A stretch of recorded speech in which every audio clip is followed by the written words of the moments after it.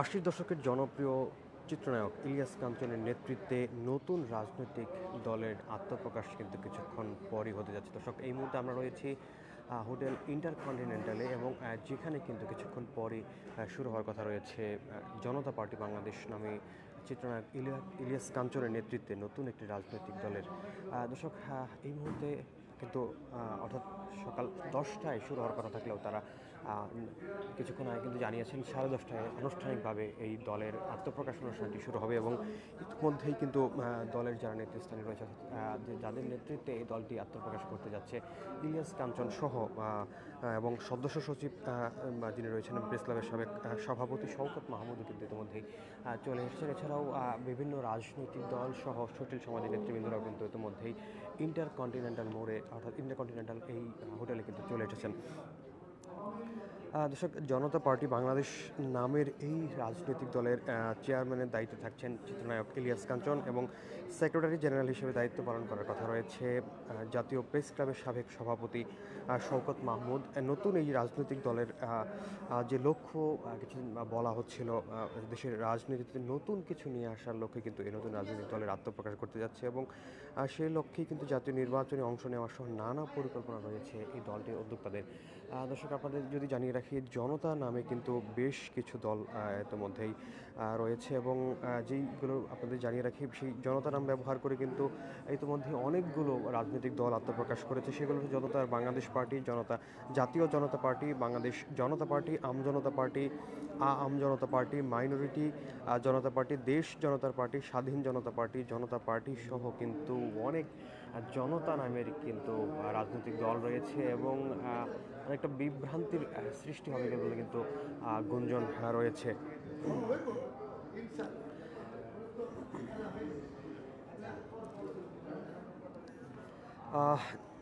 দর্শক, আপনাদের যদি জানিয়ে রাখি, ইলিয়াস কাঞ্চন চিত্রনায়ক ইলিয়াস কাঞ্চন কিন্তু নিরাপদ সড়ক চাই যে সংগঠন, সেই সংগঠনে দীর্ঘদিন যাবৎ জড়িত রয়েছেন। 1993 সালে স্ত্রী জাহানারা কাঞ্চন সড়ক দুর্ঘটনায় নিহত হওয়ার পর থেকে তিনি এই বিষয়ে কিন্তু সামাজিক আন্দোলন গড়ে তুলেছিলেন এবং বিভিন্ন সময়ে তাকে নির্বাচন এবং রাজনৈতিক দলে অংশগ্রহণ করার আহ্বান করা হলেও কিন্তু তিনি বিরত থেকেছেন। তবে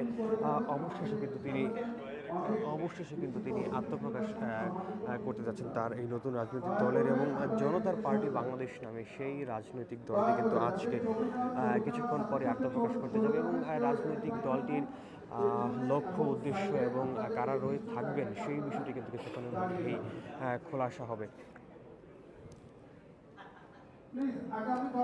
দর্শক, আরও কিছু আপনাদের জানিয়ে রাখি, ছাত্র জনতার অভ্যুত্থানে গত বছরের আগস্টে অর্থাৎ 5 আগস্টে সাবেক প্রধানমন্ত্রী শেখ হাসিনা সরকারের অর্থাৎ আওয়ামী লীগ সরকারের পতনের পর কিন্তু অনেকগুলো রাজনৈতিক দল আত্মপ্রকাশ করেছে এবং অন্তত 20টির অধিক কিন্তু রাজনৈতিক দল ইতিমধ্যে আত্মপ্রকাশ করেছে এবং তার মধ্যে কিন্তু রয়েছে এনসিপি অর্থাৎ ছাত্রদের যে সংগঠনটি যে নতুন রাজনৈতিক দল সেটা কিন্তু আত্মপ্রকাশ করেছে। এছাড়াও কিন্তু আরও বেশ কয়েকটি রাজনৈতিক দল ইতিমধ্যেই কিন্তু আত্মপ্রকাশ করেছে। অর্থাৎ দর্শক, আপনাদের জানিয়ে রাখি, জনতা পার্টি বাংলাদেশ নামে এই যেই রাজনৈতিক দলটি চিত্রনায়ক ইলিয়াস কাঞ্চনের নেতৃত্বে কিন্তু আত্মপ্রকাশ করতে যাচ্ছে এবং তাদের যেই মূল বিষয়টি তারা যেমন বলছেন, গর্ব মোরা ইনসাফের দেশ, এই লক্ষ্যে কিন্তু তারা জনতা পার্টি বাংলাদেশ নামের এই দলটি আত্মপ্রকাশ ঘটাতে যাচ্ছেন।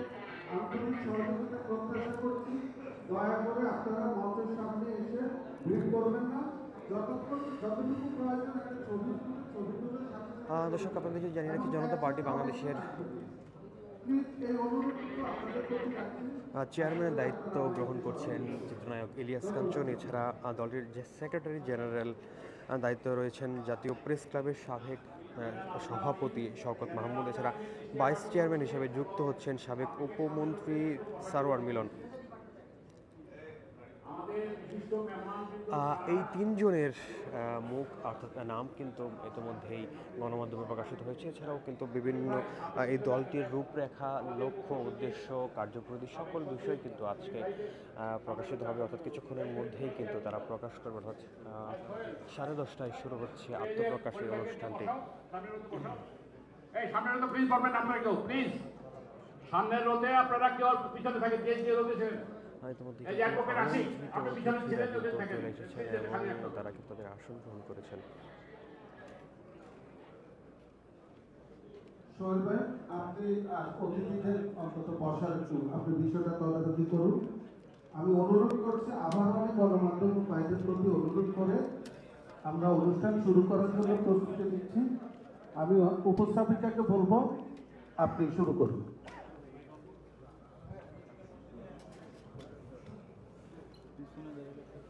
আসসালামু আলাইকুম।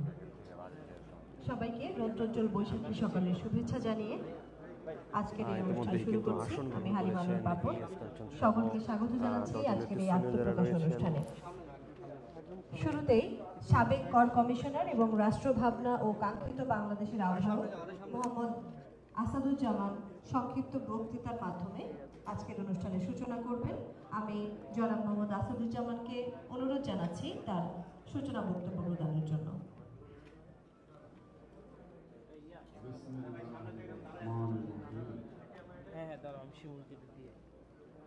আজকে আমাদের মাঝে আমাদের জনতা পার্টি বাংলাদেশের সম্মানিত সভাপতি এবং সম্মানিত সেক্রেটারি জনাব